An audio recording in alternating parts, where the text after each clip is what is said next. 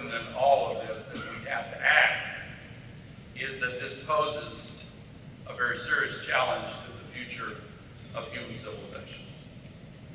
The new findings released last month show that from last year to this, at a time when the global economy was beginning to slow, there was a 3% increase in 1 year in this pollution that's put up there.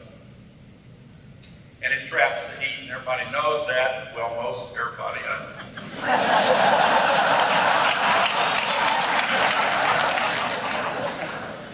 You know, we're laughing about it, but it's a very serious thing.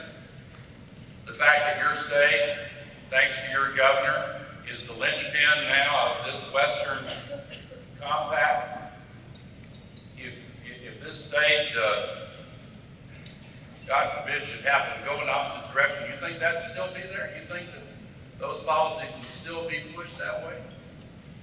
This is a choice between two pathways into the future. And in any case, the new studies show 3% increase in 1 year. This puts us on a path worldwide. If we don't change, and I think we're going to change, but if we didn't change, it would put us on a path to an 11-degree Fahrenheit increase in average global temperatures in this century.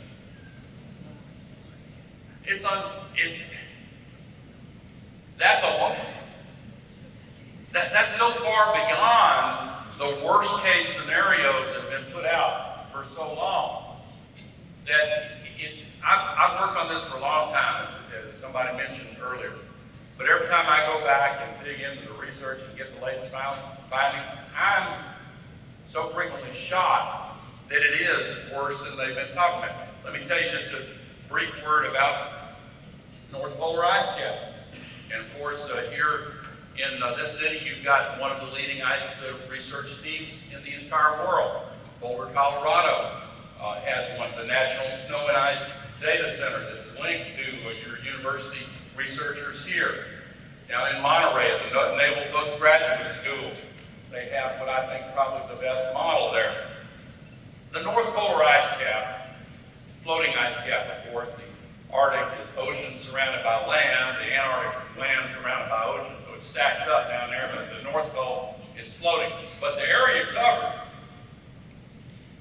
for roughly 3 million years has been roughly the size of the United States of America, continental United States of America outside Alaska and Hawaii. You take 47 of the 48 states, that's the area that's been covered by the North Polar ice cap for roughly 3 million years. It is now in the process of disappearing in the summer months, according to these scientists, in as little as 5 years. 43% of it gone as of this past summer.